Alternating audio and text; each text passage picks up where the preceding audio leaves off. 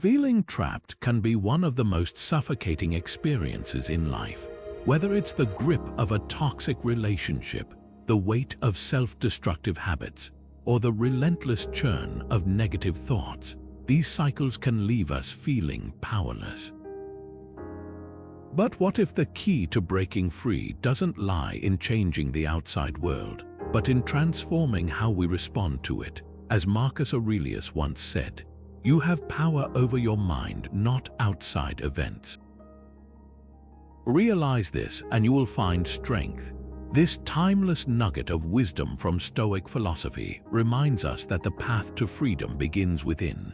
In this video, we're going to explore how the principles of detachment, control, and resilience, cornerstones of Stoicism, can help you take back your inner power and step out of toxic cycles for good. If you've been searching for a way to regain clarity and peace, you're in the right place. Let's dive in. Toxic cycles can often feel like an endless loop, repeating the same arguments, making the same mistakes, or falling into the same patterns of frustration and regret. Yet, despite how damaging these habits might be, they're not always easy to see. Why? Because when we're in the middle of them, they can feel normal, almost like the default way life is supposed to work. For example, think about those heated arguments that never resolve anything, the ones where the same points are made, the same frustrations bubble over, and yet nothing changes. Or maybe it's a habit like constantly procrastinating, telling yourself you'll start fresh tomorrow, only to find yourself stuck in the same spot weeks or months later.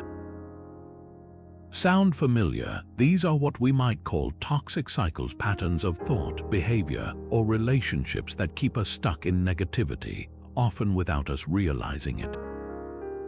They can be deeply harmful, draining our energy, robbing us of joy, and holding us back from reaching our potential. What's worse, they're often built on the illusion that things will magically improve if we just keep going as we are. But here's the truth: unless we recognize the cycle, we'll stay trapped in it. That's where Stoic philosophy can help us shine a light on what's really happening. One of the key teachings of the Stoic philosopher Epictetus is this: we must learn to distinguish what is within our control and what is not. This is a crucial first step to breaking free. Toxic cycles often thrive on our lack of self-awareness, on our failure to see what we're doing and how we're responding to life. Without this awareness, we're like a hamster on a wheel, running and running but never going anywhere. The Stoics believed that change begins with reflection. We need to pause and ask ourselves, what am I doing and why? Where do I feel trapped in my life? And what, if anything, am I doing to create or sustain this feeling of being stuck? Take a moment to think about your own life. Are there places where you feel like you're spinning your wheels? Maybe it's a relationship where the same argument happens over and over, or a job where you feel unfulfilled but can't seem to take the first step towards something new.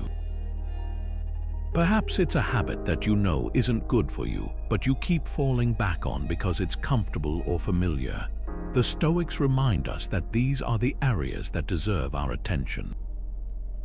They urge us to look at these patterns with curiosity, not judgment, and to begin asking questions.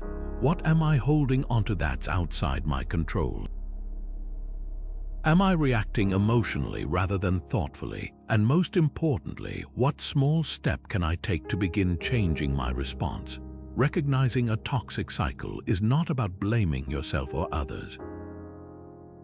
It's about seeing clearly. Once you start to identify these patterns, you can begin to find the space between the cycle and your reaction to it, the space where your power lies. As Epictetus teaches, we don't have control over everything that happens to us, but we do have control over how we choose to respond. With that mindset, even the most ingrained cycles can start to lose their grip. So take a moment to reflect. What's one area of your life where you feel stuck, and what do you think might be keeping you there? How often do we lose sleep over things we simply cannot change? Maybe it's replaying an argument in your head, thinking about what you should have said, or stressing over someone else's opinion of you, something completely outside your control. It's exhausting, isn't it? The Stoics understood this better than most, and one of their most powerful teachings is what's known as the dichotomy of control. Put simply, this principle asks us to divide the world into two categories, the things we can control and the things we cannot. Epictetus explained it perfectly when he said, "It's not what happens to you, but how you react to it that matters." Think about that for a moment. The events of life, whether someone cuts us off in traffic, or we face rejection, or plans fall apart, are often beyond our control. But how we respond to those events, that's entirely within our power. And this shift in perspective, this ability to focus on our reaction rather than the external circumstance, is the key to breaking free from toxic cycles. Let's break it down. Toxic cycles often thrive because we fixate on what's outside our control. Take, for example, a difficult relationship. You might spend hours trying to figure out how to change the other person, how to make them act differently, or how to avoid conflict altogether. But here's the reality: you cannot control someone else's behavior, only your own. And yet, we pour so much of our energy into trying. All that effort often leads to frustration, resentment, or feelings of helplessness, pulling us deeper into the toxic cycle. The dichotomy of control flips this mindset on its head. Instead of wasting energy on things you can't influence, it encourages you to focus entirely on what you can. In that same difficult relationship, this might mean shifting your focus to how you react. Are you setting healthy boundaries? Are you maintaining your composure, even when the other person is being unreasonable? Are you letting go of the need to control their actions and instead redirecting that energy toward your own well-being? By focusing on your response, you regain your power. You're no longer a victim of the situation, you're an active participant in how it unfolds. Or think about another common toxic cycle, worrying endlessly about the future. We often spiral into anxiety over things that might never happen. What if I fail? What if they think I'm not good enough? What if everything goes wrong? The Stoics remind us that the future is not within our direct control. Sure, we can plan, prepare, and take action, but the outcome, that's never guaranteed. So instead of spinning your wheels over what might happen, ask yourself, what small, meaningful action can I take right now? How can I respond to this moment, this present moment, in a way that aligns with my values?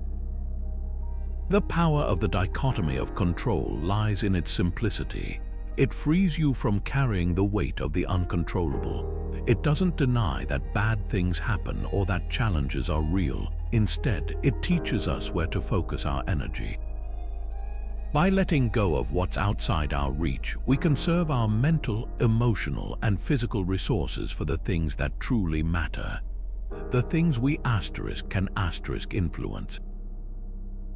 So the next time you catch yourself feeling trapped, stressed, or overwhelmed, pause and ask yourself, is this something I can control? If it is, focus on what you can do to respond constructively. If it's not, take a deep breath and release it. It might sound easier said than done, but with practice, this mindset becomes second nature. And once it does, you'll find that those toxic cycles that once drained you start losing their grip. After all, it's not the situation that defines you, but how you choose to handle it. Emotions are powerful. They can motivate us to take action, connect us with others, or warn us of danger. But they can also consume us, cloud our judgment, and trap us in a cycle of reaction. Think about a time when anger, frustration, or even fear completely took over your mind. Perhaps it was a heated argument where the words just kept spilling out, or a moment of panic when you couldn't think clearly to solve a problem. In those moments, it can feel like the emotion is in control, steering every decision we make.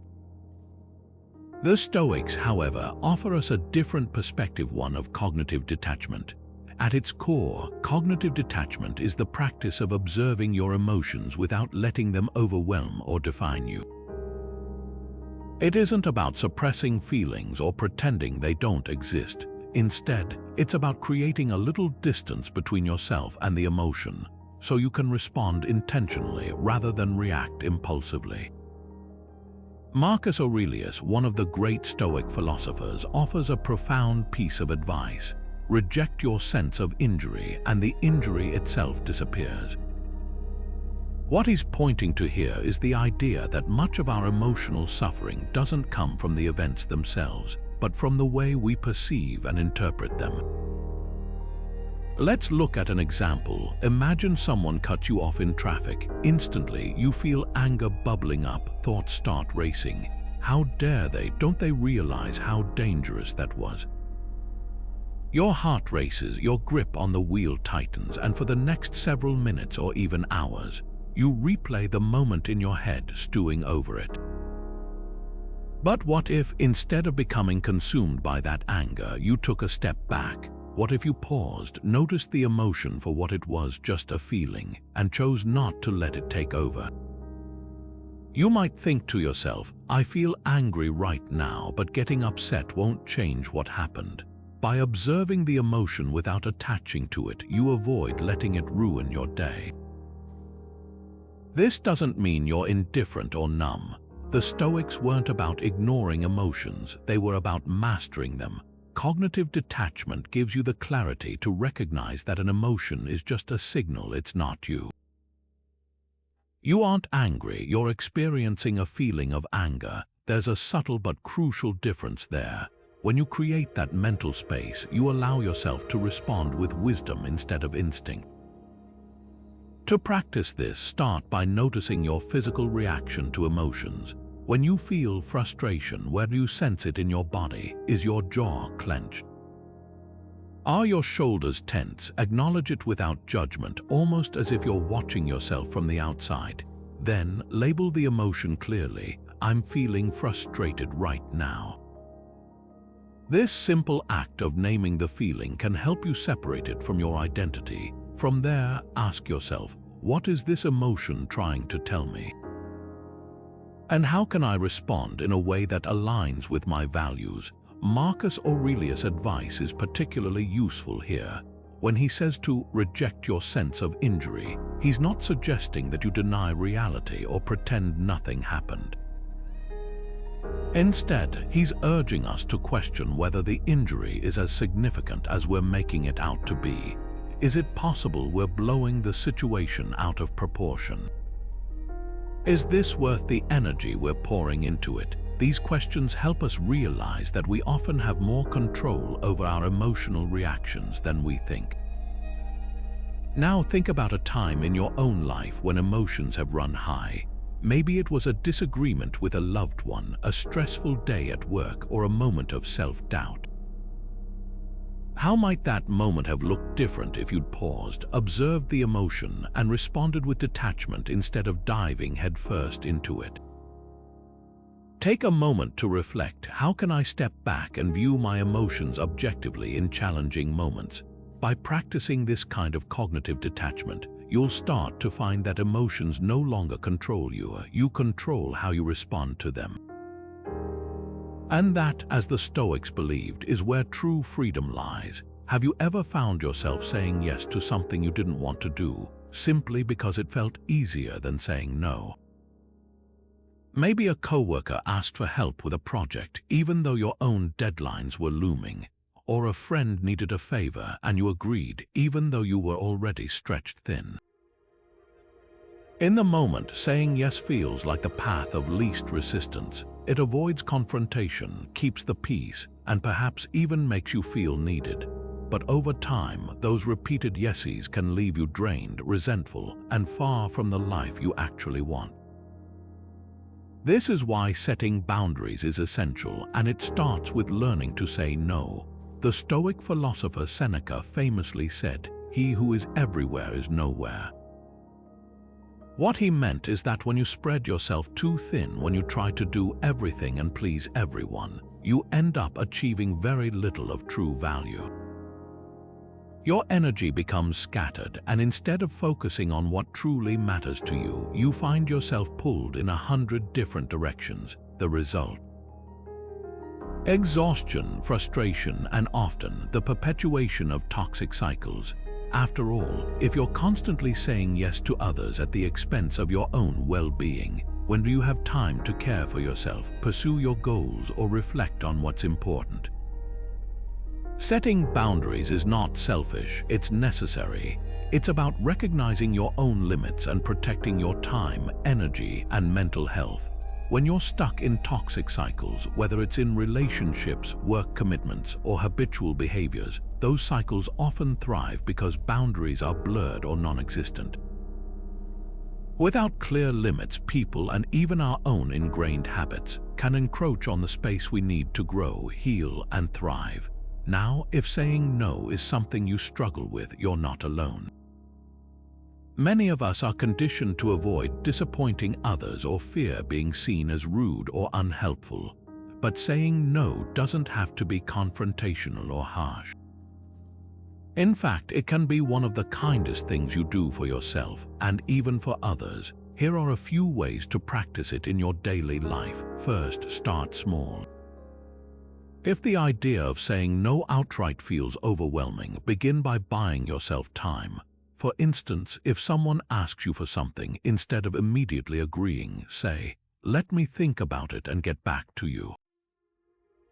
This gives you a moment to reflect on whether the request aligns with your priorities and if you even have the capacity to take it on. It also helps break the habit of automatic yeses. Second, be honest but firm. A common fear is that saying no will upset people. But the truth is, most reasonable people will respect your boundaries if you communicate them clearly and kindly.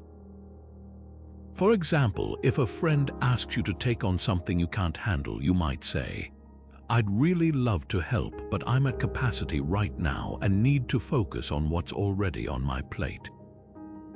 This approach is respectful and honest, and it reinforces your boundaries without unnecessary conflict. Finally, remind yourself that every no is also a yes. Each time you say no to something that doesn't serve you, you're saying yes to something else, whether that's your well-being, your goals, or simply your peace of mind. It's a trade-off, and you have every right to prioritize what matters most to you. In practice, saying no may feel uncomfortable at first, especially if you're used to being the person who always says yes. But like any skill, it gets easier with time, and the more you practice, the more you'll notice a shift, not just in how others treat you, but in how you treat yourself.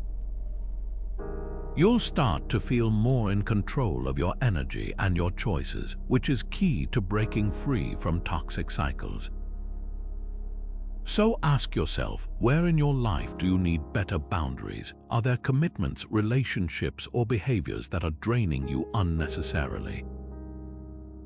And what's one thing you can say no to this week to create more space for what truly matters? Remember, as Seneca wisely observed, your time and energy are not infinite. By focusing on what's essential and letting go of the rest, you reclaim the power to shape your own life.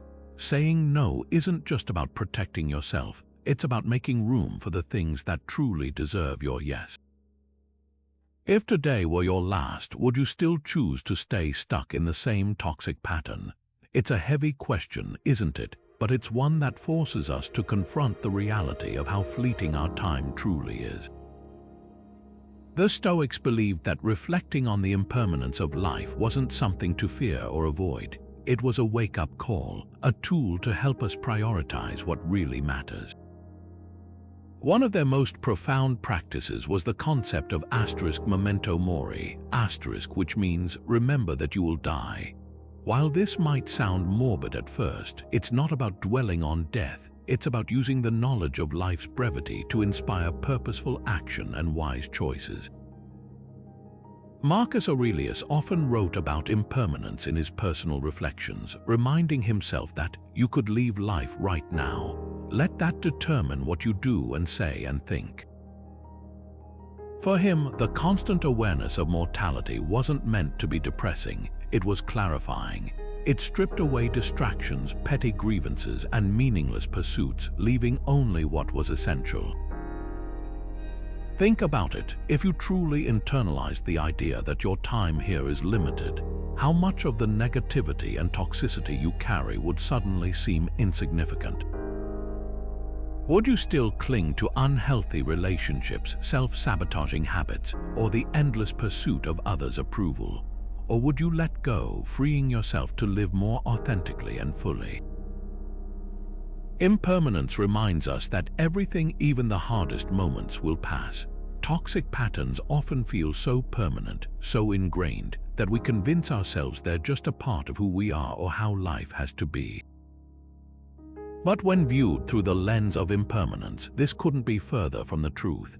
The Stoics teach us that just as seasons change, so too can our circumstances, beliefs, and habits if we allow them to. A toxic cycle only lasts as long as we feed it. The moment we decide to stop engaging, to step back and focus on what truly matters, we begin to break that cycle. Let's consider an example. Imagine you're caught in a relationship that's draining you, a friendship, a partnership, or even a family dynamic that leaves you feeling small, unheard, or unworthy. It's easy to stay because it feels familiar, even comfortable in its predictability. But if you paused and asked yourself, if today were my last day, would I choose to spend it this way? The answer might shake you. It's not about making impulsive decisions, but about gaining clarity. Life is too short to stay stuck in patterns that keep you from joy, growth, and peace. Memento Mori doesn't just help us recognize what to let go of, it also guides us toward what to embrace. It urges us to fill our days with meaning, to focus on what brings fulfillment rather than frustration. If you're pouring your energy into toxic thoughts, behaviors, or relationships, what's being left out? Are you neglecting your passions, your health, or the people who truly lift you up? Reflecting on impermanence isn't about causing anxiety. It's about ensuring you're spending your time in alignment with your values, not trapped in cycles that erode them. To take this philosophy into practice, the next time you catch yourself stuck in negativity, pause and ask, if this were my last day, is this how I'd choose to spend it? Use this as a compass to guide your actions. Marcus Aurelius also wrote, "Do every act of your life as though it were the last." This doesn't mean living recklessly or without thought, it means living with intention. It means letting go of grudges, releasing toxic attachments, and focusing on what truly matters. So, take a moment to reflect. In the face of life's impermanence, what are you holding onto that's no longer serving you? What small step can you take today to let it go? Remember, our time here is finite. By embracing this truth, we're not paralyzed by it, we're empowered. Every moment becomes an opportunity to move forward, to step out of toxic patterns, and to create a life that feels meaningful, honest, and free. Have you ever noticed how much of life revolves around comfort? We seek comfortable routines, relationships, and even distractions, often without realizing how these comforts can quietly trap us. While comfort itself isn't a bad thing, becoming too attached to it can leave us unprepared for change, stuck in harmful habits, or unwilling to face challenges head-on. This is where the Stoic practice of voluntary discomfort comes into play. At first glance, it might sound counterintuitive. Why would anyone willingly choose discomfort? But as the Stoics understood, leaning into discomfort can be one of the most powerful ways to build resilience, sharpen perspective, and ultimately free ourselves from the cycles that hold us back. Seneca famously said, "We suffer more often in imagination than in reality." In other words, the fear and anxiety we build up in our minds are often worse than the challenges we actually face. Practicing voluntary discomfort helps us confront these fears directly. It's about stepping outside of our comfort zones, not because we have to, but because choosing discomfort in controlled doses trains our minds and bodies to deal with adversity when it inevitably arrives. It's like lifting weights at the gym. By exposing ourselves to resistance, we become stronger over time.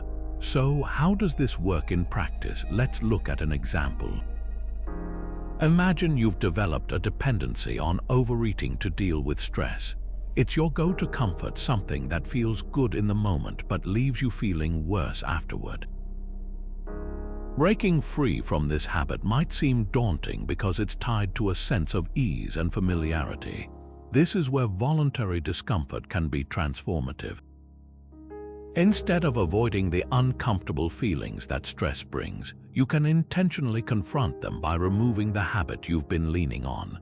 The discomfort of sitting with those emotions without reaching for food teaches you that the stress itself is manageable, that you don't need the crutch. Over time, this builds the emotional resilience you need to break the cycle. Another example might be overspending. Let's say you often shop impulsively as a way to distract yourself or feel in control. Practicing voluntary discomfort in this case could mean setting a strict budget for yourself and sticking to it, even when the urge to spend strikes. Yes, it might feel uncomfortable to deny yourself that quick dopamine hit, but by embracing the discomfort, you train yourself to recognize that happiness and fulfillment aren't tied to material things. You begin to realize that the discomfort of restraint is temporary, while the benefits, greater self-control, financial freedom, are long-lasting. The beauty of this practice is that it's not limited to breaking toxic habits. You can apply it to any area of life where growth requires stepping outside your comfort zone. For some, it might be as simple as walking instead of driving to practice physical endurance. For others, it could mean having a difficult conversation they've been avoiding, or even spending a day without technology to confront their dependency on constant stimulation. The specifics don't matter as much as the mindset, choosing to face discomfort on your terms rather than letting it control you. What's important to remember is that voluntary discomfort isn't about punishing yourself or living in constant austerity. It's about creating small, intentional challenges to remind yourself of your strength and adaptability. When we get too comfortable, it's easy to forget that we are capable of handling so much more than we think. By practicing discomfort, we build a kind of inner armor, one that helps us navigate life's difficulties with less fear and more confidence. So here's a challenge for you. What's one area of your life where you're clinging to comfort, even though it might be holding you back? Maybe it's a routine, a habit, or a mindset. How can you introduce a little discomfort, not to make life harder, but to grow stronger? Start small. The Stoics didn't advocate for massive, radical changes overnight. Seneca himself advised that these practices are not about making life miserable, but about preparing the mind to handle whatever life throws at us. By embracing voluntary discomfort, you're not just stepping outside your comfort zone, you're breaking free from it entirely. And in doing so, you'll find yourself better equipped to handle the challenges, changes, and opportunities that life inevitably brings. Have you ever noticed how much power a single thought can hold? One moment you're feeling fine, and then, out of nowhere, a negative thought creeps in, planting a seed of doubt or fear. Before you know it, you're carried away by a flood of what-ifs and worst-case scenarios. This is how negative narratives take root, and if left unchecked, they can shape not only our feelings but also our actions and ultimately our lives. The Stoics recognized this, which is why they emphasized the importance of perception.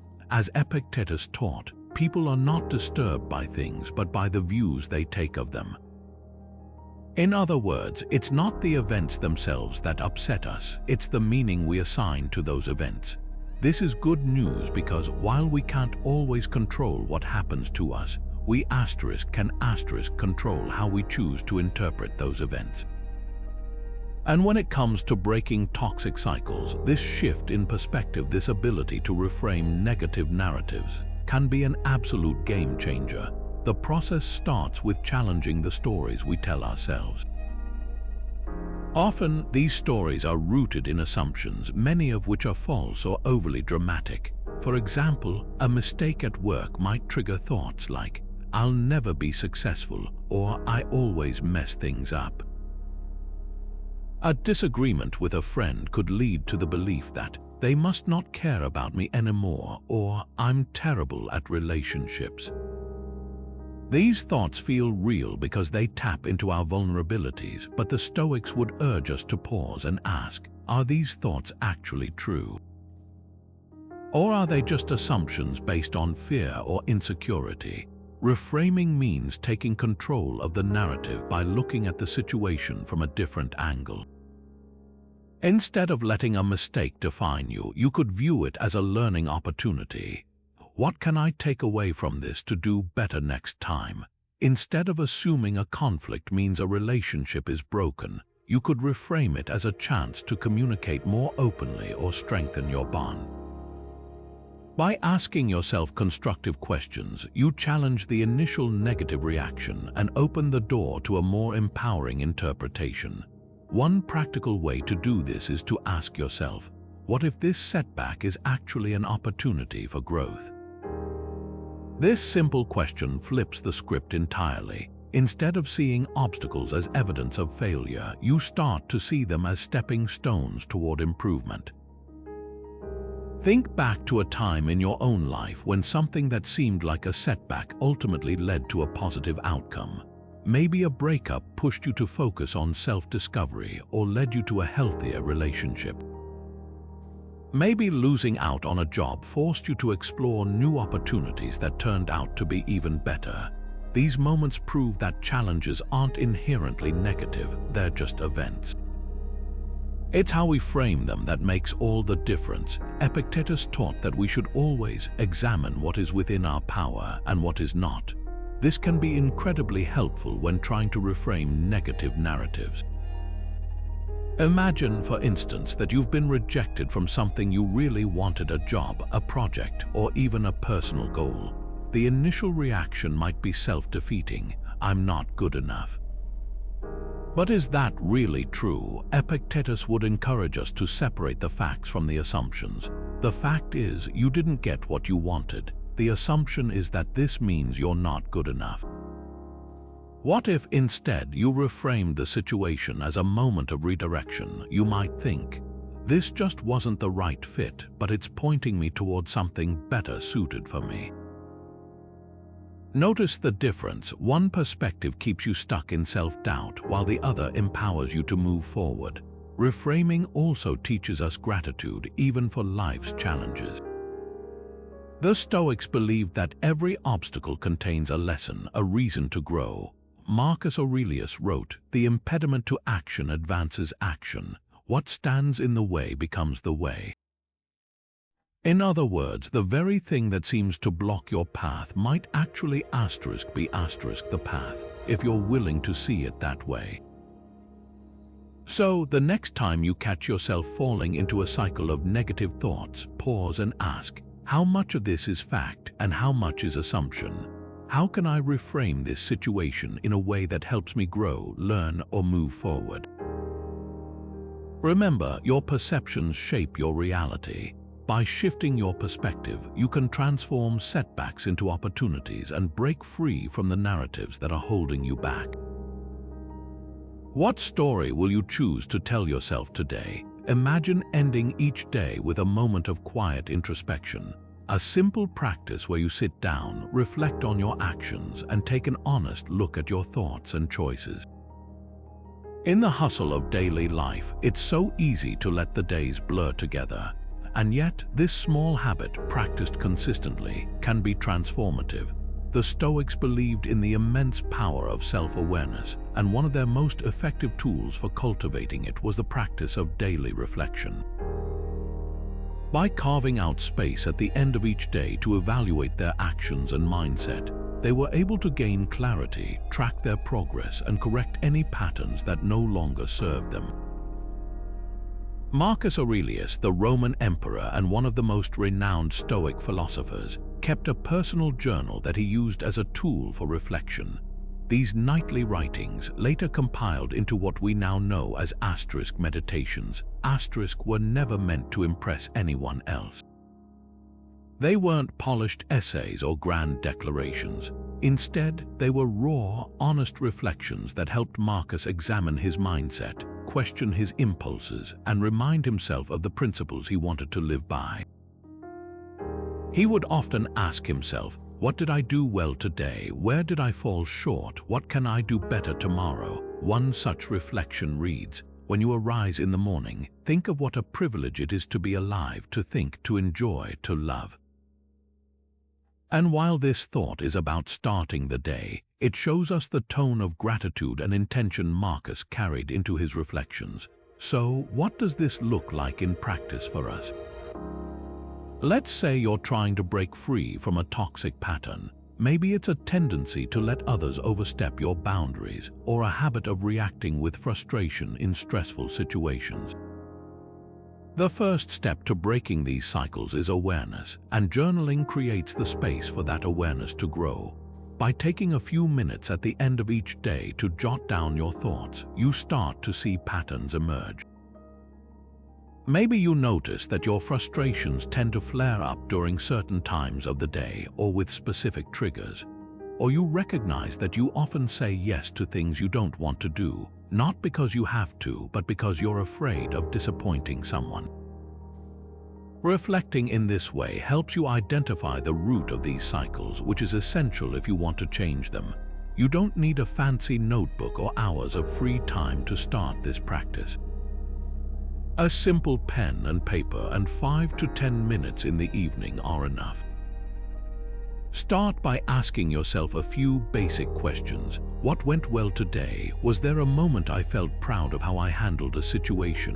What didn't go so well, and how might I approach it differently next time? This is not about criticizing yourself or dwelling on mistakes. It's about approaching your day with curiosity and a desire to learn. Over time, these small moments of reflection can help shift your mindset because you're no longer operating on autopilot. You're actively paying attention, even if for just a few minutes, to how you think, feel, and act. For example, imagine you're reflecting on a stressful interaction with a coworker. Instead of simply replaying the frustration, you might write, "I felt irritated when they dismissed my idea in the meeting, but I wonder if they even realized they did it.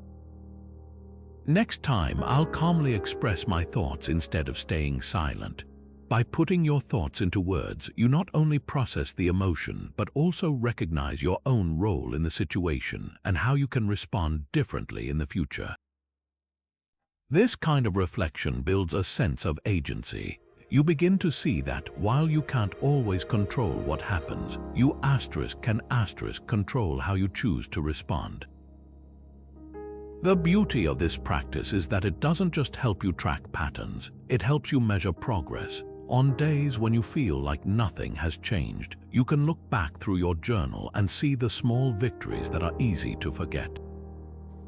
Maybe you handled a challenging situation with more patience than you did a week ago. Maybe you set a boundary today that you wouldn't have dared to set last month. These moments add up, and acknowledging them keeps you motivated to keep moving forward. So tonight, why not give it a try? Grab a notebook or even your phone and spend just 5 minutes reflecting on your day. What went well, what didn't, and most importantly, what did you learn about yourself? It might feel small at first, but over time, this simple habit can become a powerful tool for self-awareness, growth, and breaking free from toxic cycles. As Marcus Aurelius showed us, reflection isn't just about looking back. It's about moving forward with intention and clarity. The question is, what will you discover about yourself when you take the time to reflect? What if you focused on doing the right thing rather than being liked by everyone? It's a question that cuts to the heart of how we approach life. So often, we find ourselves chasing outcomes, seeking approval, striving for perfection, or bending over backward to avoid conflict. But where does this lead? More often than not, it pulls us into toxic cycles of people-pleasing or perfectionism. leaving us exhausted, frustrated, and disconnected from who we truly are. The Stoics, however, offered a profoundly different approach: focus on living virtuously and let go of the need to control outcomes. Marcus Aurelius captured this beautifully when he wrote, "Waste no more time arguing about what a good man should be. Be one." It's a simple yet powerful reminder that our energy is better spent aligning our actions with our values than worrying about how we're perceived or whether everything turns out perfectly. For the Stoics, virtue was the highest good. Courage, justice, wisdom, and self-discipline were the guiding principles of how to live, and they believed that living in accordance with these virtues was far more important than any external result. Let's unpack how this philosophy can help us break free from cycles like perfectionism and people-pleasing. Perfectionism often stems from a fear of failure or judgment. We set impossibly high standards for ourselves, believing that only by meeting those standards can we prove our worth. But here's the thing: perfection is an illusion. No matter how hard we try, there will always be room for improvement. The Stoics remind us to shift our focus away from achieving perfect results and instead prioritize the effort and intention behind our actions. Did you approach the task with honesty, diligence, and care? If so, you've already succeeded, regardless of the outcome. By embracing this mindset, you free yourself from the relentless pressure to meet impossible expectations and instead find satisfaction in knowing you've done your best. Now, let's consider people-pleasing. This cycle often traps us in the exhausting pursuit of external validation. We say yes when we mean no, we avoid speaking up for fear of upsetting others, and we tie our sense of self-worth to how much others approve of us. But the Stoics would challenge us to ask, are we acting according to our principles, or are we simply trying to be liked? Marcus Aurelius' lesson urges us to stop wasting time seeking approval and start focusing on being the kind of person we can respect. Living virtuously doesn't mean being unkind or indifferent to others, but it does mean prioritizing integrity over popularity. Sometimes doing the right thing will disappoint people. But as long as you're acting with fairness, courage, and wisdom, their approval or lack thereof has no bearing on your character. Take a moment to reflect on this idea. Are there areas in your life where you're chasing outcomes at the expense of living virtuously? Maybe it's overworking to meet unrealistic expectations or constantly prioritizing others' needs while neglecting your own. What would change if, instead of focusing on the result, whether it's perfection or approval, you focused on aligning your actions with your values? The Stoics remind us that we can't control outcomes, but we can control how we approach each moment. This shift in focus can be liberating. When you're no longer bound by the need to succeed perfectly or please everyone, you're free to concentrate on what truly matters, doing the right thing for the right reasons. And as Marcus Aurelius taught, that is where the true measure of a good life lies. So, the next time you catch yourself stuck in a cycle of striving, pause and ask yourself, am I acting in accordance with my values? And if the answer is yes, let that be enough, because living virtuously is not about achieving external success, it's about being at peace with the person you are. Resilience is a word we often hear, but what does it truly mean? At its core, resilience is about enduring hardships and coming out stronger on the other side. It's about facing the storms of life with courage, learning from the experience, and continuing forward, no matter how difficult the path may seem. For the Stoics, resilience wasn't just a trait, it was a way of life.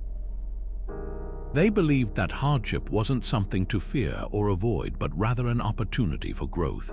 As Seneca wisely said, difficulties strengthen the mind as labor does the body.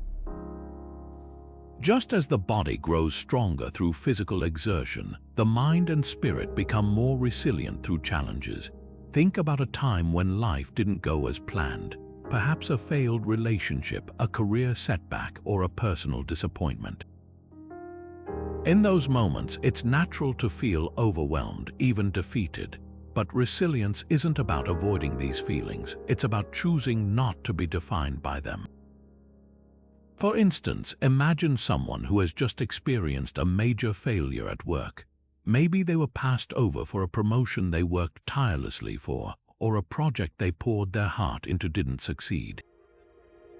The initial sting of failure can be crushing, and it's tempting to let it spiral into self-doubt or negativity. But this is where the Stoic mindset offers a powerful perspective. Instead of viewing failure as the end, it can be reframed as the beginning of a new chapter, a chance to grow wiser and stronger. Resilience, the Stoics would teach us, starts with acceptance. Marcus Aurelius often reminded himself to welcome all that comes, understanding that life will inevitably bring both joy and hardship. When we resist or deny reality, we add unnecessary suffering to the pain we already feel. Imagine the person recovering from a workplace setback. By accepting what has happened, without judgment or resistance, they create the mental space to learn from the experience and move forward. The failure no longer defines them. It becomes part of their journey, a stepping stone rather than a brick wall. But resilience isn't just about bouncing back from big, life-altering events. It's also built in the small, everyday moments where we choose to persevere despite discomfort or difficulty. Picture someone who's trying to improve their health by committing to a daily walk. Some days it might feel easy, but on days when it's raining, they're tired, or their motivation wanes, the act of simply putting on their shoes and stepping outside, even for just a few minutes, is a practice in resilience. These small acts of persistence may not seem significant in the moment, but over time they build a habit of enduring discomfort for the sake of growth. So, how can we cultivate resilience in our own lives, even in the face of toxic patterns or failures? Start small. Resilience isn't about leaping tall buildings in a single bound. It's about taking one step at a time. Each day, look for opportunities to face discomfort with courage. Maybe it's speaking up during a difficult conversation rather than avoiding it. Or perhaps it's trying again after a failed attempt, whether in work or in relationships. Every time you choose to persist, you strengthen your resilience. Another way to practice is to reflect on past difficulties and how you overcame them. What challenges have you already faced in your life? What lessons did you take away from those experiences? By recognizing your own strength and resourcefulness, you remind yourself that you're capable of handling whatever comes your way. The next time life feels heavy or overwhelming, remember Seneca's words, "Difficulties strengthen the mind as labor does the body." Challenge yourself to see hardship not as an obstacle but as a form of training. Just as a weightlifter grows stronger with each repetition, you too can build mental and emotional strength with each challenge you face. Resilience isn't about never falling, it's about always standing back up. So, what small act of resilience can you practice today? Who are the people shaping your decisions and your mindset? It's a question we don't ask ourselves nearly enough, but it's one that has a profound impact on how we live our lives. The truth is, whether we realize it or not, the people we surround ourselves with play a significant role in shaping our thoughts, attitudes, and behaviors. The Stoics understood this deeply, which is why they emphasized the importance of choosing our influences wisely. Seneca, one of Stoicism's great teachers, offered this clear and timeless advice: associate with people who are likely to improve you. The people you spend the most time with have a way of shaping your worldview, often in subtle and unconscious ways. If you're surrounded by individuals who exude negativity, engage in gossip, or encourage harmful habits, it can be all too easy to adopt those same patterns yourself. Toxic influences, even when unintentional, can slowly erode your sense of purpose, discipline, and inner peace. On the flip side, when you're around people who inspire you, who embody the principles you value: integrity, kindness, courage, and wisdom, you're more likely to emulate those qualities in your own life. Take a moment to reflect. Who are the people in your life that you interact with most often? Do they challenge you to grow? Do they encourage you to act in alignment with your values? Or do they pull you into patterns of negativity, complacency, or self-doubt? This isn't about judging or blaming others, but about being aware of the impact they have on you. As the Stoics taught, self-improvement is a lifelong journey, and the company you keep can either fuel or hinder that progress.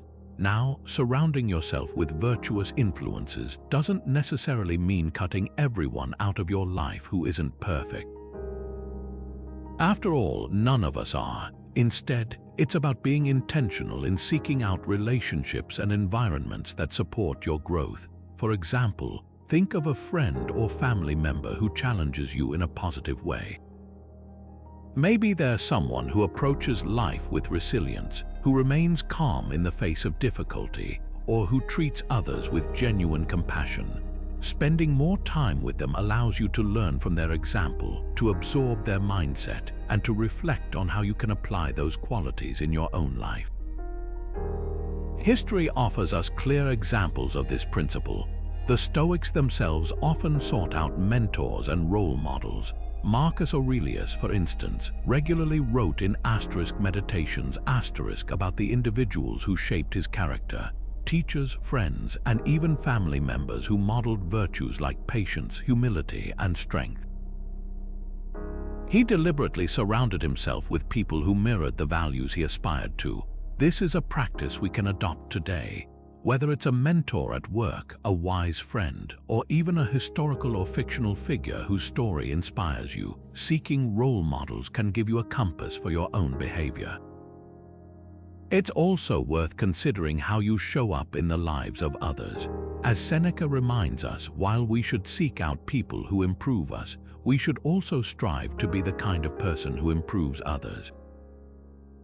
Ask yourself, are you someone who lifts others up, who leads by example, who inspires growth in those around you? The beauty of surrounding yourself with virtuous influences is that it's a two-way street. The more you embody the qualities you admire, the more you'll naturally attract others who embody them too. Now, think about the relationships and environments in your life.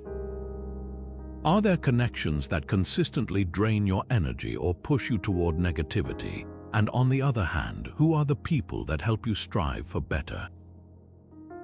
How can you spend more time learning from and collaborating with those who inspire your growth? Remember, you have the power to choose the influences you let into your life.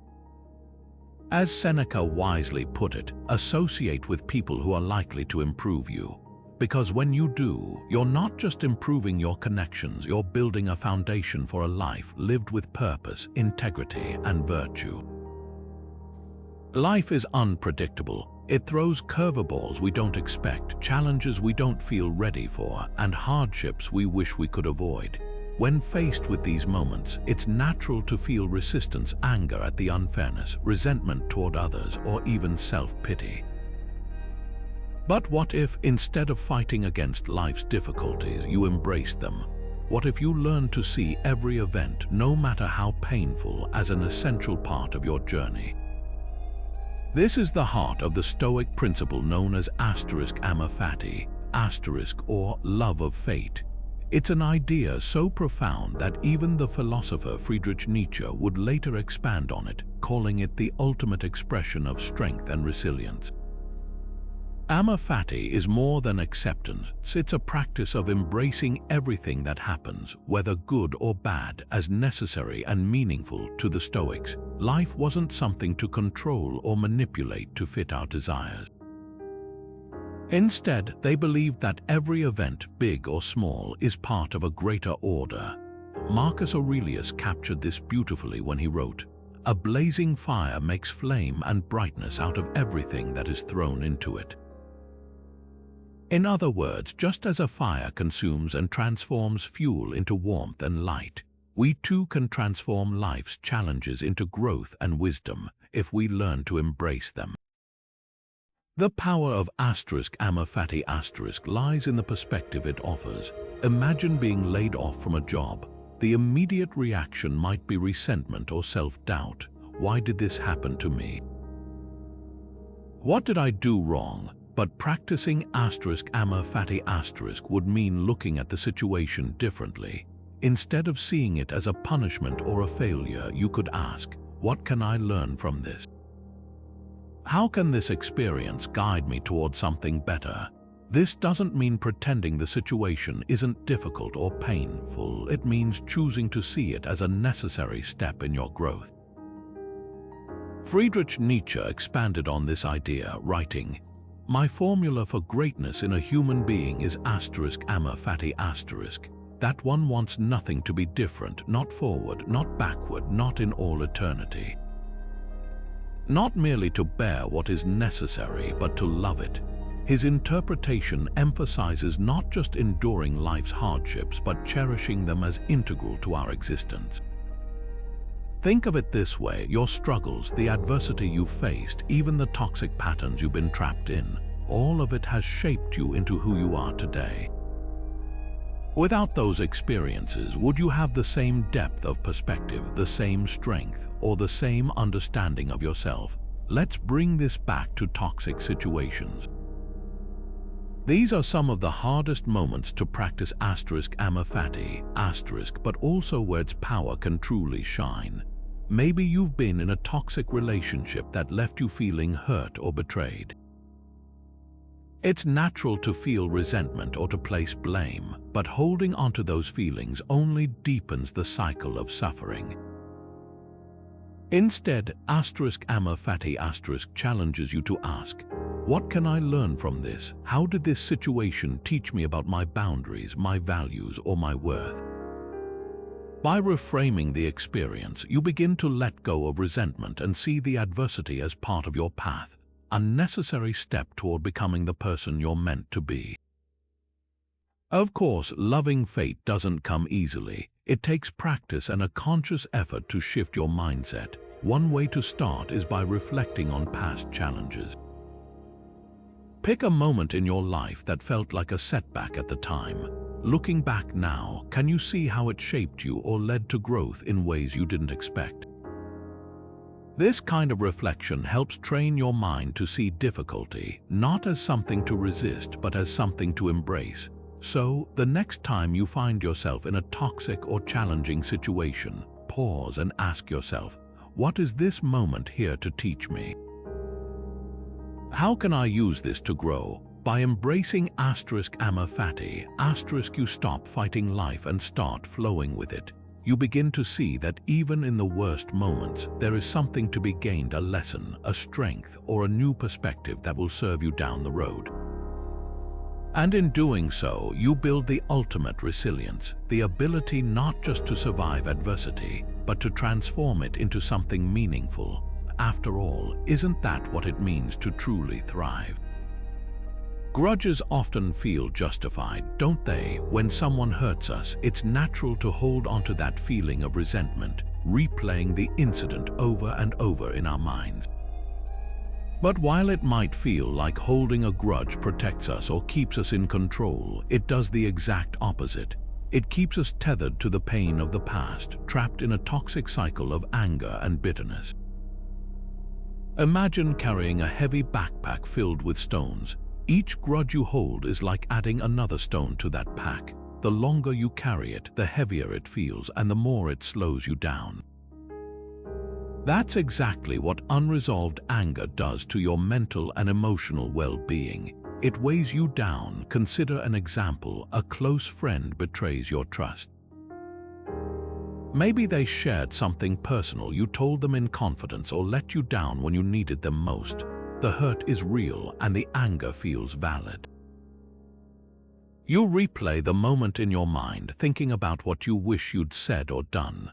But as days, weeks, or even years pass, the grudge doesn't punish them, it punishes you. Your thoughts remain stuck in that moment, keeping you anchored to feelings of hurt and mistrust. Meanwhile, life moves on, but you're unable to fully enjoy it because that backpack of resentment is still strapped tightly to your shoulders. The Stoics believed that letting go of anger is essential for peace of mind. Marcus Aurelius offered a profound perspective on this, writing, "Choose not to be harmed and you won't feel harmed." Don't feel harmed and you haven't been. What he's saying is that while we can't control the actions of others, we can control how we choose to interpret and respond to those actions. By clinging to the belief that someone's words or actions have permanently harmed us, we give them power over our emotions. But if we choose not to feel harmed, if we accept that their actions reflect on them, not us, we free ourselves from that burden. So, how do we begin to let go of grudges in a way that feels authentic and not forced? The answer lies in forgiveness, not as a gift to the person who hurt you, but as a gift to yourself. Forgiveness doesn't mean condoning what happened or forgetting the pain it caused. It doesn't mean letting the person back into your life or pretending the betrayal didn't hurt. What it means is releasing the emotional hold that situation has over you. It's about saying, "I refuse to let this define my peace any longer." Here are a few steps to help you start that process.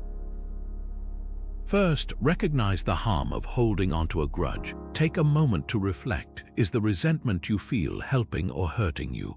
More often than not, grudges drain your mental energy and keep you stuck in the past. By simply acknowledging this, you create the first crack in that emotional wall. Second, shift your perspective. Ask yourself, did this person's actions come from their own flaws or struggles?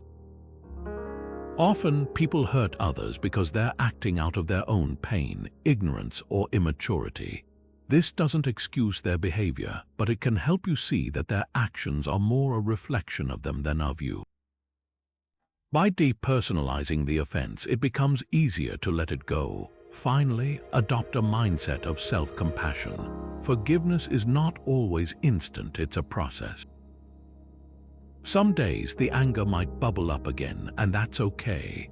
When it does, remind yourself of Marcus Aurelius' wisdom. You have the choice not to feel harmed. Redirect your focus to the present moment and ask yourself, how can I move forward with peace? Letting go of grudges doesn't mean you lose or give up, it means you win back your freedom. It allows you to focus on what truly matters and prevents others' actions from dictating your happiness.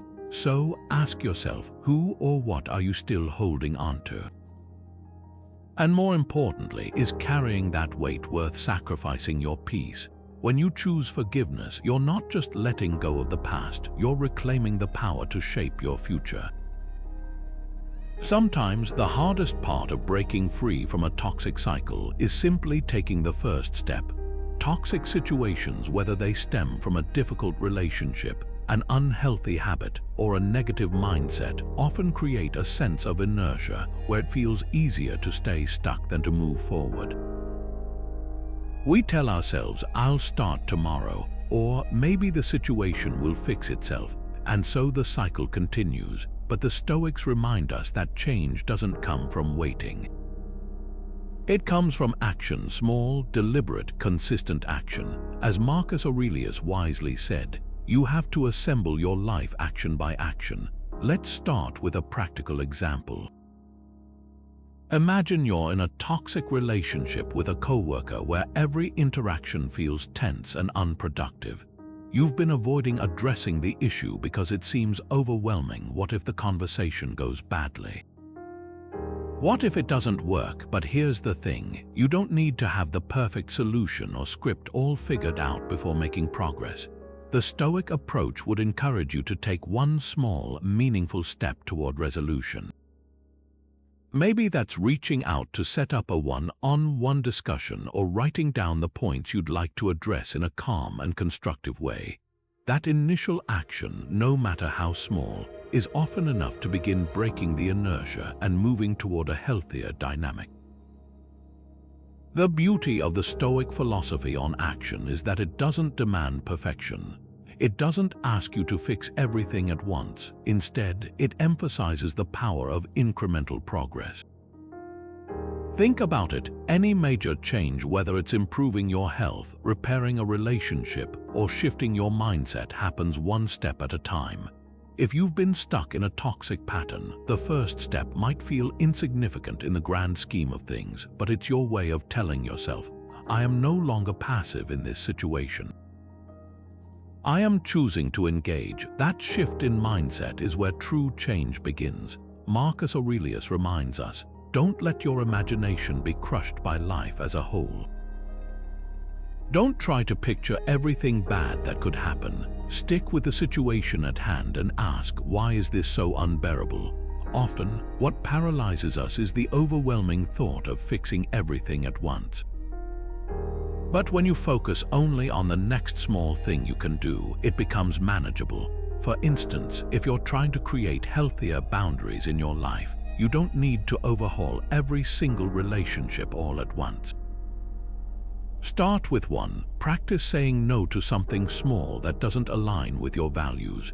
That single act of courage makes the next one easier, and the one after that even easier still. To take action in a Stoic way, keep three things in mind. First, align your actions with your values. Ask yourself, what is the right thing to do in this situation? Then act on it, even if it feels uncomfortable. Second, focus on what's within your control. You can't guarantee how someone else will react or that things will go exactly as planned, but you can control your effort and your intentions. Finally, be present with the step you're taking. Don't get lost in worrying about all the steps ahead. Just focus on this one. When you do this, you take back your agency. You're no longer stuck waiting for change. You are the change. So, what's one step you can take today to begin breaking your own toxic cycle? Maybe it's starting a difficult conversation you've been avoiding.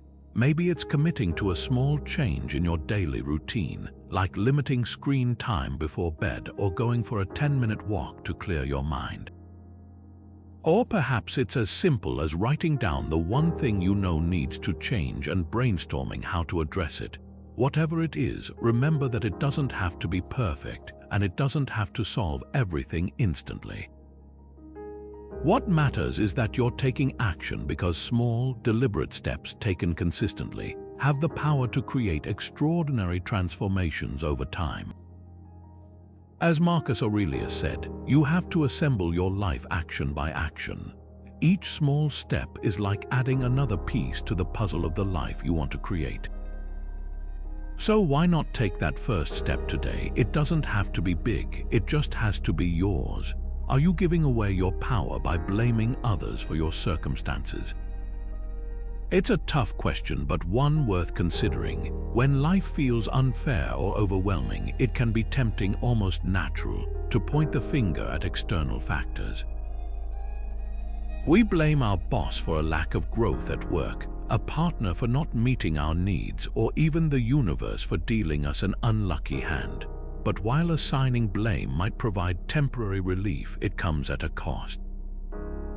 It strips us of our power to create change. This is where Stoicism offers a powerful antidote: the rejection of the victim mentality and the embrace of personal responsibility. Epictetus, one of the most influential Stoic philosophers, taught that no man is free who is not master of himself. At its core, this means that freedom doesn't come from controlling the outside world. It comes from mastering your own mind, your reactions, and your choices. When you blame others or external circumstances for your unhappiness, you give away that mastery. You hand over your agency and settle into the role of a victim, waiting for the world to change instead of realizing that the power to change lies within you. Let's explore how this plays out in everyday life. Imagine you're stuck in a job where you feel undervalued and unfulfilled. It's easy to blame your employer. They don't recognize my worth, or they never give me opportunities. But this mindset keeps you trapped because it focuses entirely on what others are or aren't doing, leaving you powerless to act. The Stoic approach, however, would encourage you to shift your perspective. Instead of asking, "Why aren't they giving me what I deserve?" ask, "What can I do about this situation?" That might mean building new skills, seeking feedback, or looking for opportunities elsewhere. The point is that you reclaim your power by taking responsibility for your response. Stoicism is not about denying that external challenges exist. The world is full of obstacles, and sometimes those obstacles are unfair. But the Stoics believed that while we don't control what happens to us, we do control how we interpret and respond to those events. This is where true freedom lies, not in changing the external world, but in mastering our internal one. When we focus on what we can control, our attitudes, our decisions, our efforts, we stop being passive bystanders in our own lives and become active participants. Consider another common scenario: difficulties in a personal relationship. It's tempting to dwell on what the other person is doing wrong. They're always so critical, or they never make an effort. But by focusing on their behavior, you overlook your own role in the dynamic. The Stoic approach challenges you to turn inward and ask, "What am I contributing to this situation? How might my actions or reactions be affecting the relationship?" This isn't about blaming yourself, but about recognizing your power to influence the situation. Maybe it's about setting healthier boundaries, communicating more openly, or even stepping away if the relationship no longer aligns with your values. The key is understanding that change starts with you. One of the most liberating things about leaving behind the victim mentality is that it allows you to stop waiting for others to fix your life. You stop being stuck in narratives like, "If only they would change, I could be happy," and instead take ownership of your happiness. This mindset shift can feel uncomfortable at first. It's not easy to acknowledge our own role in our struggles, but it's also incredibly empowering. Because once you take responsibility, you gain the ability to take action. So ask yourself, are there areas in your life where you're giving away your power? Where you've been blaming external factors instead of focusing on what you can control? How might your life change if you chose to reclaim your agency today? As Epictetus reminds us, true freedom comes from within. When you take responsibility for your choices, you step into that freedom fully. It's not about being perfect or fixing everything overnight. It's about recognizing that you have the power to shape your life, no matter the circumstances. And that realization might just be the most freeing one of all. How often do we find ourselves resisting the reality of a situation, wishing it were different, and obsessing over outcomes we can't control? Maybe it's a job we desperately wanted but didn't get, or a relationship that didn't unfold the way we'd hoped. We replay these moments in our minds, clinging to the idea that things should have turned out differently. But where does that resistance leave us? Often, it traps us in frustration, disappointment, or even bitterness, emotions that keep us locked in toxic cycles of futile what-ifs and imagined scenarios. This is where the Stoic practice of acceptance offers a path to inner peace. At the heart of Stoic philosophy is a message that is both simple and profound. Focus on what you can control and let go of everything else. Epictetus, one of the great Stoic teachers, put it this way: make the best use of what is in your power and take the rest as it happens. This advice is not about apathy or passivity. It's not about giving up or pretending that difficulties don't exist. Instead, it's about recognizing the difference between what you can influence and what you cannot, and then making peace with the things that fall beyond your control. Let's look at an everyday example. Imagine you've been working hard toward a promotion. You've put in the hours, you've done everything you could to prove your value, and yet the promotion goes to someone else. It's natural to feel disappointed, even hurt. But where do you go from there? One path is resistance, replaying the decision in your mind, blaming others, or dwelling on feelings of unfairness. The other path is acceptance, acknowledging that while you controlled your effort, you never controlled the final decision. By choosing acceptance, you release yourself from the emotional weight of what you can't change and redirect your energy toward what comes next. Maybe the promotion wasn't yours this time, but how can you continue to grow? What's the next step you can take to improve and move forward? This is the essence of acceptance in Stoic philosophy. It doesn't mean you stop caring or striving. It means you stop fighting reality. Resistance to what has already happened won't change the past. It only prolongs your suffering in the present. The Stoics remind us that life will always present challenges, obstacles, and uncertainties. Marcus Aurelius wrote, "You have power over your mind, not outside events." Realize this and you will find strength. Accepting what is outside your control isn't weakness, it's wisdom. It's the freedom to detach from what you cannot change and focus on what you can. Another common scenario where this principle applies is obsessing over what others think of us. Let's say you gave a big presentation at work and afterward you can't stop worrying.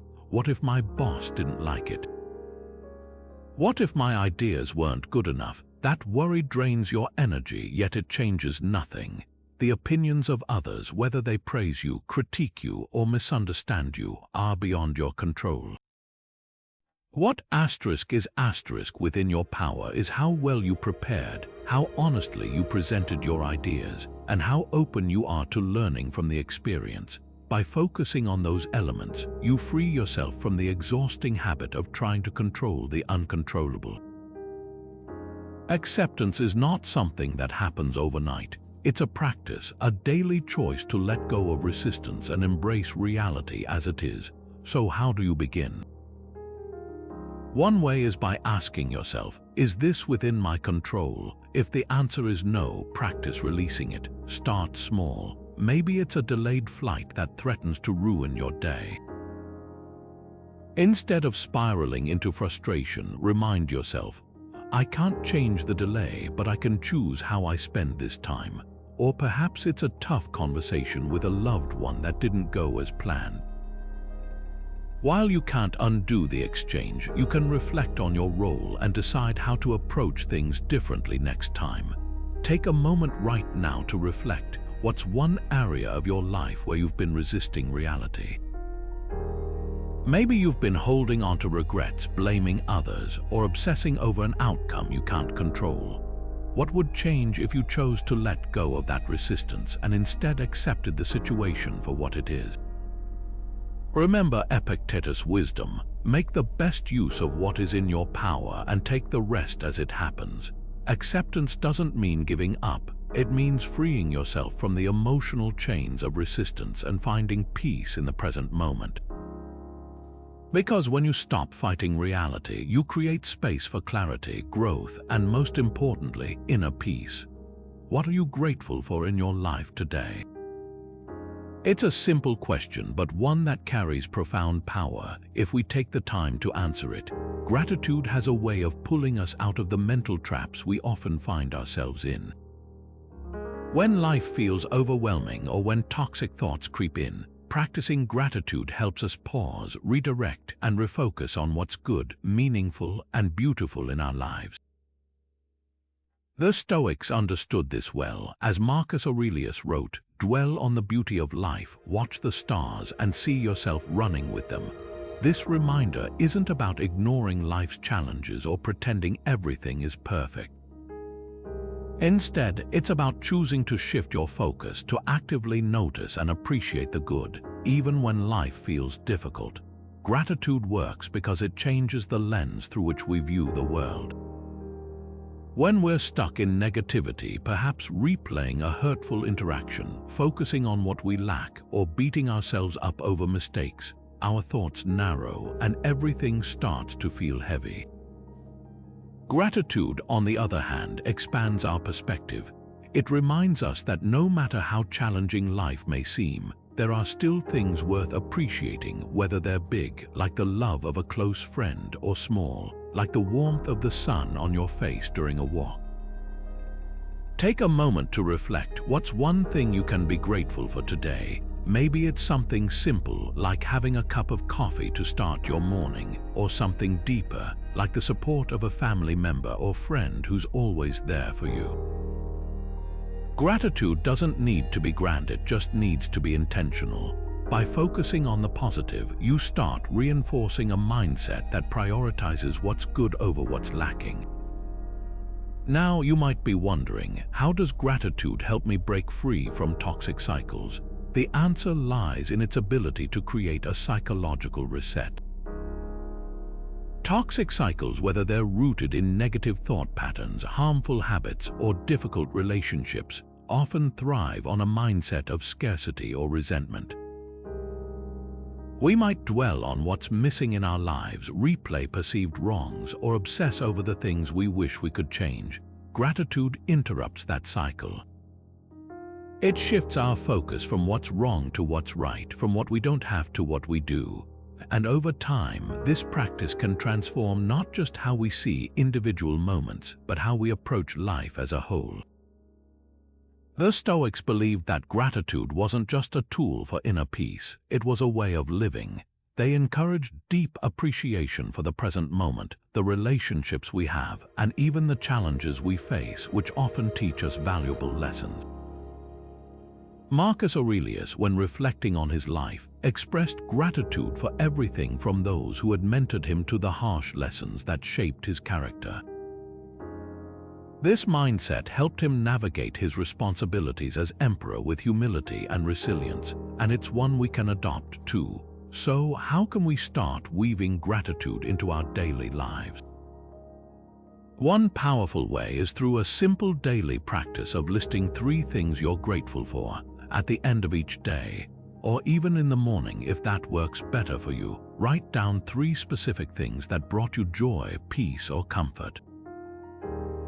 Maybe it's a meaningful conversation you had, a goal you achieved, or even something seemingly small, like hearing your favorite song on the radio. The act of writing these things down reinforces positivity in your mind. It trains your brain to seek out the good, even in the midst of life's challenges. Another way to practice gratitude is through mindful appreciation. Take a few moments each day to consciously appreciate something around you. It could be the way the light filters through your window, the sound of birds chirping, or the feeling of taking a deep breath.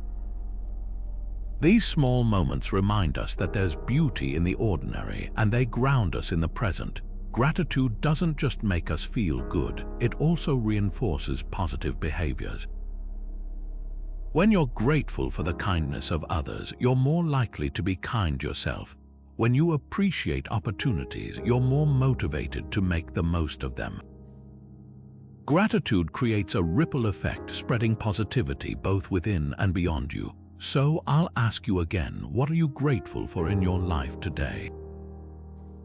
Take a moment to dwell on the beauty of life, just as Marcus Aurelius encouraged. Gratitude is a practice, and like any practice, it may take time to feel natural. But the more you cultivate it, the more you'll find yourself breaking free from negativity and embracing a mindset that moves you toward joy, peace, and growth. And that, ultimately, is what makes gratitude such a powerful force for change. How often do we find ourselves caught in the need to be right, even at the expense of peace? Or rejecting feedback because it touches a nerve, making us feel judged or inadequate. These moments, though seemingly small, often have one thing in common: the role of ego. The ego, a part of us that craves validation, control, and superiority, can be a significant driver behind the toxic cycles we find ourselves trapped in. And yet, it's something most of us rarely take the time to confront. This reluctance to face the role of ego often perpetuates conflicts, strains relationships, and keeps us stuck where we are. The Stoics, however, were keenly aware of the dangers of unchecked ego. Seneca, one of the great Stoic philosophers, offered a timeless piece of advice: if you want to improve, be content to be thought foolish and stupid. At first glance, this might feel harsh or counterintuitive, but what he's pointing to is the necessity of humility. In order to grow, we must let go of the fear of how others perceive us, and more importantly, surrender the idea that we must always be right. True growth, Seneca reminds us, comes not from defending our egos, but from being willing to admit when we're wrong or when we have something to learn. Let's consider a practical example. Imagine you're in an argument with a close friend. Perhaps the disagreement is over something trivial, like whose turn it is to reach out first or how to handle a joint decision. Your friend offers feedback on how your actions or inaction contributed to the situation, but instead of taking their words as an opportunity for reflection, your ego jumps in to shield you. You respond defensively, maybe even shifting blame back onto them. "Well, I wouldn't have done that if you hadn't acted this way first." Sound familiar? It's a common cycle, and while it may feel like you're protecting yourself in the moment, what you're actually doing is reinforcing a pattern that keeps the conflict alive. The need to be right wins, but at what cost? Often, it's at the expense of connection, understanding, and resolution. Unchecked ego also shows up at work. Picture a scenario where a colleague offers constructive criticism on a project you've poured your heart into. Instead of viewing their feedback as a chance to improve, your ego interprets it as an attack. You dismiss their input, maybe even resent them for pointing it out. Yet by doing so, you miss an opportunity to grow and strengthen the project, and perhaps even the relationship you have with that colleague. This is how ego keeps us stuck. It blinds us to opportunities for improvement and makes us cling to our current version of ourselves, even when it's not serving us. But here's the good news. Recognizing the role of ego is the first step to disarming it. When you catch yourself feeling defensive, ask yourself, what's really at stake here? Often, it's not about the situation, it's about the fear of appearing wrong, weak, or inadequate, and that fear is where ego thrives. By choosing humility instead, you gain the freedom to grow. You're no longer tied to the need to appear perfect or in control. You can step back, reflect, and respond thoughtfully rather than reacting impulsively. Take Seneca's advice to heart. Be content to be thought foolish and stupid. It's not about aiming to appear foolish, but about letting go of the fear of it. Humility allows us to learn, to ask questions, to admit mistakes, and to open the door for deeper understanding both of ourselves and others. The irony is, the more we embrace this mindset, the stronger and more self-assured we actually become. Ego demands constant validation, but humility allows us to step into life with quiet confidence, knowing that our worth isn't tied to being right or perfect. So here's a question to reflect on. Where in your life might your ego be contributing to a toxic cycle? Is it in a relationship where you find yourself constantly needing to have the last word? Is it at work where you struggle to accept feedback? Or is it within yourself, clinging to an image of who you think you should be rather than who you truly are? Recognizing ego's role in your challenges isn't always easy, but it's vital for breaking free. By practicing humility, you take the first step toward dismantling those toxic patterns and creating space for genuine growth. And as the Stoics teach us, there's no greater strength than letting go of the need to protect our pride in order to live more authentically and wisely. How often do we look outside ourselves for a sense of worth, searching for validation in the opinions of others, the approval of authority figures, or society's ever-changing standards? It's something we've all done at one point or another. Whether it's posting on social media and waiting for the likes to roll in, striving for recognition at work, or feeling incomplete without someone's affection, this dependence on external validation can quietly take control of our lives. The Stoics understood this all too well. Epictetus, one of Stoicism's most influential teachers, made this clear when he said, "Freedom is the only worthy goal in life." It is won by disregarding things that lie beyond our control. Freedom, in the Stoic sense, isn't about physical independence or financial wealth, it's about emotional self-sufficiency. It's the ability to find contentment and peace within yourself, no matter how the world around you changes. The moment we tie our happiness to the approval of others, we forfeit our sense of freedom. We hand over the keys to our peace of mind to forces beyond our control, leaving ourselves vulnerable to disappointment, rejection, and insecurity. Consider this: have you ever felt uneasy or even crushed because someone didn't respond to a text, didn't acknowledge your hard work, or didn't seem to notice you the way you hoped? Those feelings are entirely normal, but they also reveal how much power we give others over our emotional state. When we depend on others to validate our worth, we fall into a toxic cycle, one where we chase approval, only to be left feeling empty when it doesn't come or doesn't last. This is why the Stoics pushed so strongly for self-sufficiency. They recognized that true freedom can only be found when you stop relying on external factors to define your sense of self. But how do we foster this kind of emotional independence? It begins with understanding what lies within our control. Epictetus taught that the only things truly within our control are our thoughts, choices, and actions.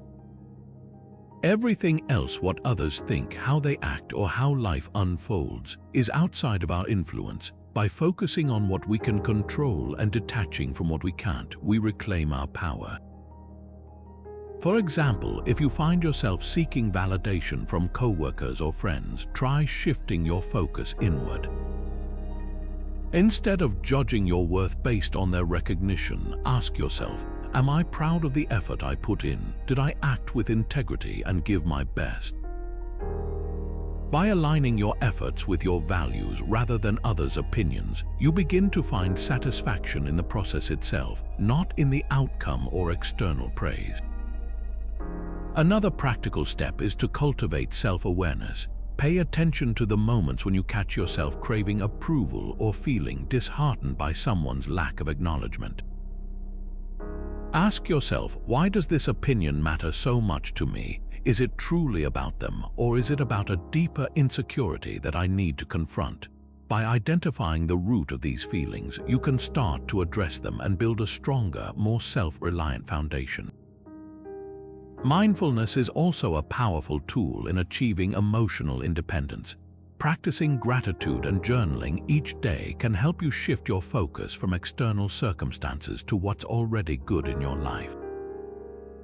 Reflecting on what you appreciate about yourself without needing others to confirm it strengthens your sense of inner contentment. For instance, you might write down one thing you did that you're proud of each day.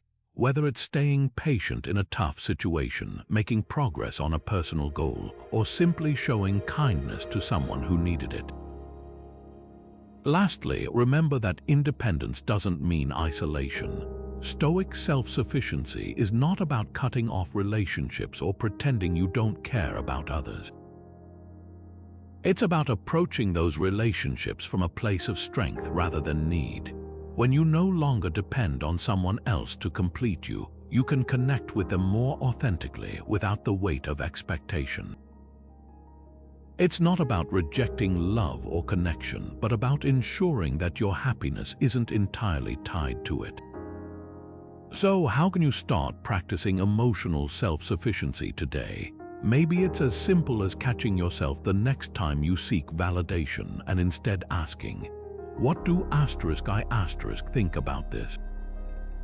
Am I living in alignment with who I want to be? Remember, as Epictetus taught, freedom comes when we release what's beyond our control. When you stop searching for contentment outside yourself, you begin to realize that everything you need to feel whole is already within you. Picture this: you wake up, the alarm blaring, and before you've even stretched, your mind is already racing.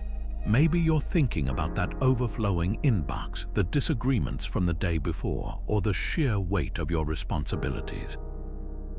It's barely morning and anxiety or overwhelm has already crept in. It's a familiar feeling for many of us.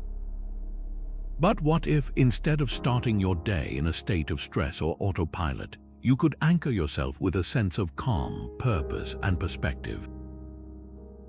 This is where a Stoic morning routine comes into play, a set of mindful practices designed to ground you and align your actions with your values before the demands of the day pull you in every direction. The Stoics understood the power of the morning. It's a fresh beginning, a chance to set the tone for the hours ahead. Marcus Aurelius captured this beautifully when he wrote, "When you arise in the morning, think of what a privilege it is to be alive, to breathe, to think, to enjoy, to love." Think about how often we take these simple gifts for granted. Starting your day with gratitude, as Marcus suggests, shifts your mindset from one of lack or worry to one of abundance and appreciation. It invites you to recognize the miracle of simply being here, right now, alive in this moment. But how do we translate this into practice? What does a Stoic morning routine actually look like? It doesn't have to be elaborate or time-consuming. In fact, simplicity is key. The goal is to center yourself in the present, connect with your principles, and prepare your mind for the inevitable challenges of the day. Here's a simple framework to get started. First, begin with a moment of gratitude. Before reaching for your phone or jumping out of bed, take a deep breath and think of 3 things you're grateful for. These don't have to be grand or life-changing. It could be as simple as the comfort of your bed, the warmth of sunlight streaming through the window, or the opportunity to start fresh today. By focusing on what you have rather than what you lack, you create a foundation of positivity and mindfulness. Next, set your intentions for the day.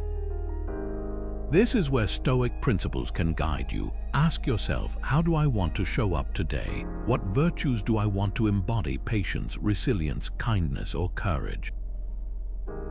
Consider the challenges you're likely to face. Maybe you anticipate a stressful meeting or a difficult decision.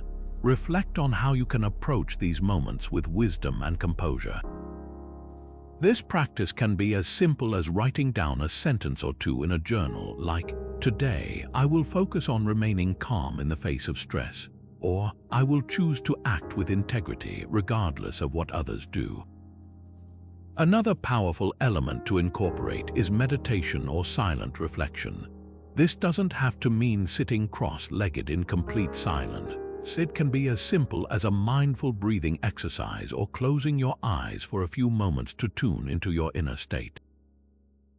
During this time, you can remind yourself of key Stoic truths, that most things are outside of your control, that your power lies in how you choose to respond, and that every challenge is an opportunity to grow. These meditative moments help quiet the noise of the mind and create a sense of clarity and focus. Finally, consider a brief negative visualization, a classic Stoic exercise. This involves imagining, just for a moment, how life might be without some of the things you currently have: your health, your loved ones, your freedom. Far from being morbid or pessimistic, this practice serves as a powerful reminder to cherish what you have, rather than taking it for granted. It's a way to tune into the fragility and preciousness of life, which can motivate you to approach your day with perspective and gratitude. Putting all of this together could take as little as 5 to 10 minutes, but the effects can ripple through your entire day. When you start with gratitude, set clear intentions, and ground yourself in Stoic principles, you're better prepared to face whatever comes your way with calm and clarity. Instead of reacting impulsively to the chaos around you, you're responding thoughtfully, anchored in the values that truly matter. So tomorrow morning, when you wake up, take a pause. Before diving into the hustle, reflect on Marcus Aurelius' words. Think of what a privilege it is to be alive. Then use that moment to shape the day ahead, not with perfection, but with purpose. Because how you start your morning truly shapes how you live your day. Patience is one of the most underrated virtues in today's fast-paced world. We live in an age where instant gratification is the norm, where we expect change to happen overnight, results to come immediately, and success to unfold without delay. But the Stoics recognized that true, meaningful change doesn't work this way. They believed that life is more like a marathon than a sprint, and that the best things, healing, growth, and the breaking of toxic cycles, require time, persistence, and patience. Seneca, one of Stoicism's great teachers, captured this beautifully when he wrote, "Time discovers truth." What he meant is that transformation and clarity often unfold slowly, and only for those who are willing to endure and stay the course. It's a reminder that rushing the process, whether it's in relationships, habits, or personal growth, often leads to frustration and disappointment. Instead, the Stoics teach us to embrace the long game, to focus on steady, incremental progress rather than immediate results. Take, for example, the life of Epictetus. Born into slavery, Epictetus faced unimaginable hardships early on. He could have easily succumbed to despair, blaming his circumstances and feeling powerless to change his life. But instead, he practiced patience and focused on what he could control: his thoughts, his responses, and his commitment to developing inner strength. Over time, through persistence and an unwavering dedication to his principles, he didn't just endure his hardships, he transcended them. He eventually became a free man and one of the most respected philosophers of his time, teaching others how to navigate life's challenges with wisdom and resilience. Epictetus' story is a powerful example of how patience, when paired with persistence, can lead to profound transformation, even in the face of adversity. So, what does this mean for us when we think about breaking free from our own toxic cycles? First, it's important to remember that transformation is rarely linear. There will be setbacks, moments when old patterns resurface or when progress feels slow. The Stoics remind us that this isn't failure, it's part of the process. Just as a sculptor chips away at a block of marble piece by piece to create something beautiful, we shape our lives one small action at a time. It's about persistence, not perfection. For instance, if you're working on breaking a habit, maybe shifting from constant self-criticism to practicing self-compassion, it won't happen overnight. There will be days when the old voice in your head creeps back in, telling you you're not good enough. But instead of giving up, the Stoic approach is to recognize the moment for what it is: a temporary setback, not a permanent failure. With practice, consistency, and patience, those moments of self-compassion will grow stronger and more frequent, while the old patterns gradually fade. This principle applies to relationships as well. If you're trying to heal from a toxic dynamic or set healthier boundaries, the results may not be immediate. Change in relationships requires patience, not just with others, but with yourself. It's about staying committed to your values, even when the process feels challenging or uncertain.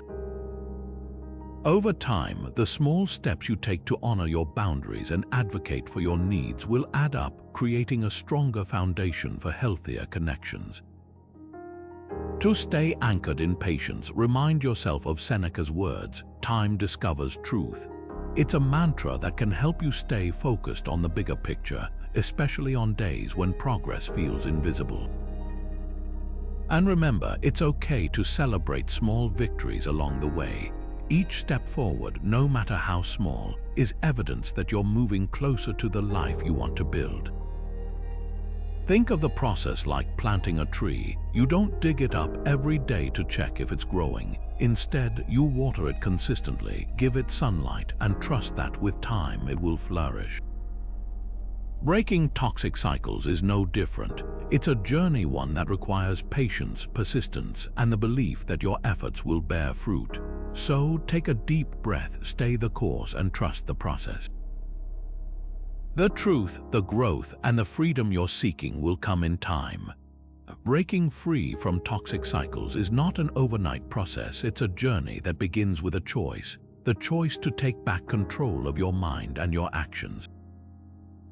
As we've explored today, the Stoic principles of self-awareness, managing perceptions, and taking consistent, purposeful action are the keys to lasting change. These timeless teachings remind us that freedom isn't about avoiding life's challenges or hardships. It's about developing the strength to navigate them with clarity, resilience, and integrity. We started by acknowledging the importance of self-awareness, of recognizing the cycles or patterns that keep us stuck. Whether it's a toxic relationship, a destructive habit, or a negative mindset, the first step to change is seeing the situation for what it truly is. The Stoics believed in examining our lives with curiosity rather than judgment, using reflection as a tool to shine a light on the areas where we can grow. Without this honest evaluation, we remain blind to the very things holding us back. Next, we turn to the concept of controlling our perceptions. As Epictetus taught, it's not what happens to you, but how you react to it that matters. Toxic cycles often thrive on distorted narratives, the belief that we're powerless, that things will never improve, or that we're defined by our failures. But when we challenge those narratives, when we reframe our perspective and focus on what's within our control, we begin to reclaim our power. By choosing how we interpret events and respond to them, we can shift from being victims of circumstance to active participants in our own lives. Finally, we explored the necessity of consistent action. Marcus Aurelius urged us to assemble your life action by action, emphasizing that real transformation comes not from a single grand gesture, but from small, deliberate steps taken over time. Whether it's setting boundaries in a difficult relationship, practicing gratitude, or committing to personal growth, every effort, no matter how small, brings us closer to breaking free. The key is persistence, even when progress feels slow or the road ahead seems uncertain. As you reflect on these principles, I want to leave you with a powerful quote from Marcus Aurelius. The happiness of your life depends upon the quality of your thoughts. At its core, Stoicism teaches that our inner world shapes our outer experience. By cultivating thoughts rooted in gratitude, courage, and resilience, we create the foundation for a life of purpose and peace. So now I invite you to take a moment to reflect which Stoic principle resonated most with you today. Is it the practice of self-awareness, the power of reframing your perceptions, or the idea of taking small yet meaningful actions? How can you apply that principle to an area of your life where you feel stuck? Share your thoughts in the comments below. I'd love to hear about your experiences, your goals, and the steps you're ready to take toward change. Thank you for being here and for taking the time to invest in your growth. If you found value in this discussion, don't forget to like the video and subscribe for more content on Stoicism and personal transformation. Together, let's continue to learn, grow, and create lives rooted in purpose and wisdom. Until next time, remember, you have the power to break free. All it takes is one step in